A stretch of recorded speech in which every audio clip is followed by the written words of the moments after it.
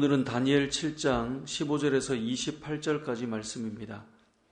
다니엘 말씀은 1장부터 6장까지는 우리가 잘 아는 다니엘과 세 친구의 믿음의 내용들이 기록되어 있습니다.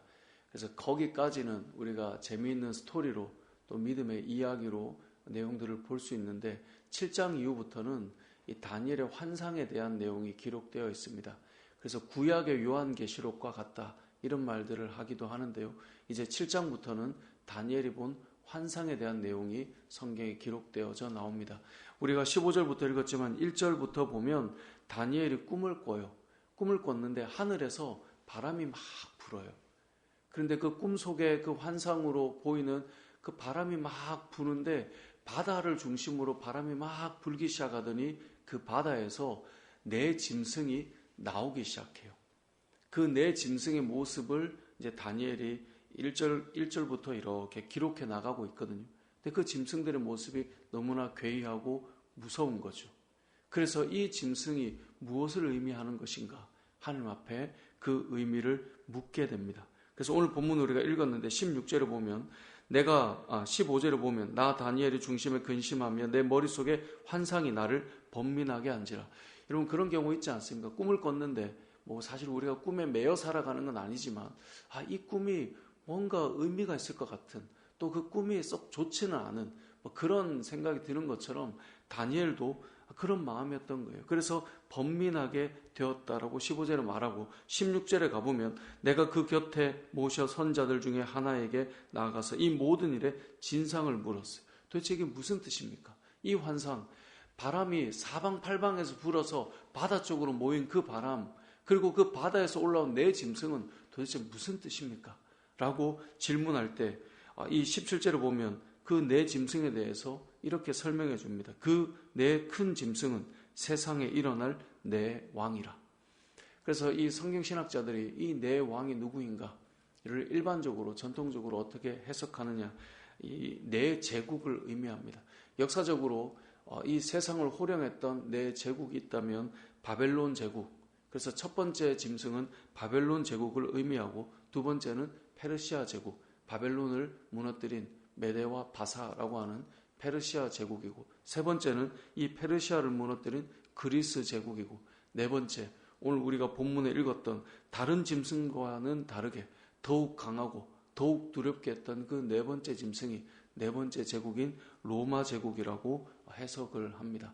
그래서 다니엘은 환상 중에 이 네 제국의 모습을 보게 되었다라는 것이죠. 특별히 마지막 네 번째 제국은 우리가 읽었던 25절에 보면요, 모신자가 이처럼 이르되 넷째 짐승은 곧 땅의 넷째 나라인데 이는 다른 나라들과는 달라서 온 천하를 삼키고 밟아 부서뜨릴 것이다. 그러니까 이 네 번째 제국이 이 통치하는 그 영역은 온 땅을 다스리는 그때가 올 것이다 라고 말씀해요. 실제로 로마라고 하는 나라가 대제국을 이룰 때 정말 많은 영토를 지배했고, 그리고 우리 흔히 아는 것처럼 모든 길은 로마로 통한다라고 말할 정도로 그만큼 길을 닫고 세상이 움직일 수 있는 그 중심에 서는 나라가 로마였죠. 자, 그렇게 네 번째 이 짐승이 올라와서 했던 일이 무엇인가? 25절에 보면 그가 장차 지극히 높으신 이를 말로 대적하며 또 지극히 높으신 이의 성도를 뭐한다고요? 괴롭게 할 것이다. 역사적으로 보면 로마는 이 믿음의 사람들을 엄청나게 박해했어요. 그래서 1세기 성도들은 로마 시대를 살면서 수많은 그리스도인들이 순교의 시간을 보내야 했어요. 이 박해가 얼마나 심했냐면 이 10대 박해라고 해서 박해가 한 번 끝나면 끝날 것 같은데 그 다음 황제가 일어나면 더 크게 박해가 일어나고 더 크게 박해가 일어나서 성도들이 일상생활이 불가능할 정도로 숨어서 지내거나 피해서 지내거나 때로는 믿음의 사람임을 가리고 지내야 되는 그런 어려운 시간들을 보내야 했던 것이죠. 다니엘은 그 시대를 살지 않았지만 하나님께서 환상을 통해 그 시대를 보여주셨던 것입니다. 그리고 이러한 시대 속에 다니엘이 보게 되었던 그 고통의 때, 맡겨진 그 고난에 던져진 때를 25절 하반절에 보면 성도들은 그의 손에 붙인 바 되어 한 때와 두 때와 반 때를 지내리라. 이게 어디에 나오냐면 요한계시록에 보면 한 때가 1년이거든요. 한 때와 두 때와 합치면 3년이죠.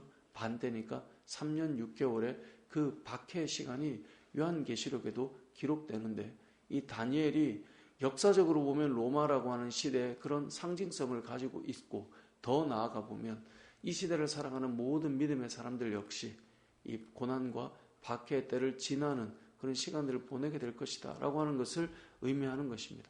하지만 그렇게 박해로 끝나지 않고 어떻게 됩니까? 26절에 보면 그러나 심판이 시작되면 그는 권세를 빼앗기고 완전히 멸망할 것이라.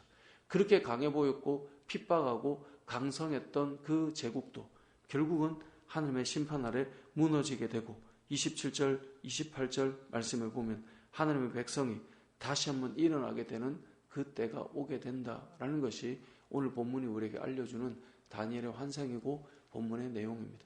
오늘 본문을 통해 우리가 알 수 있는 의미는 무엇이겠습니까?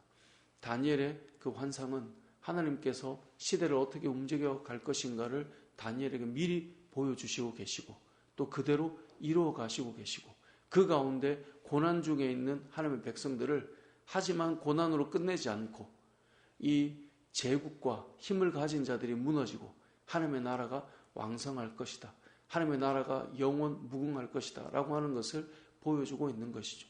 이것은 신약시대 이후에 이 시대를 살아가는 저와 여러분의 삶에도 때로는 강해 보이고 때로는 힘이 있어 보이고 때로는 그들이 우리를 삼키는 것 같아도 시간이 지나 보면 하나님의 때가 오고 우리가 하나님 앞에 설 날이 올 것이다 라는 것을 기억하고 믿음으로 살아야 함을 이 시대에 보여주고 있는 겁니다.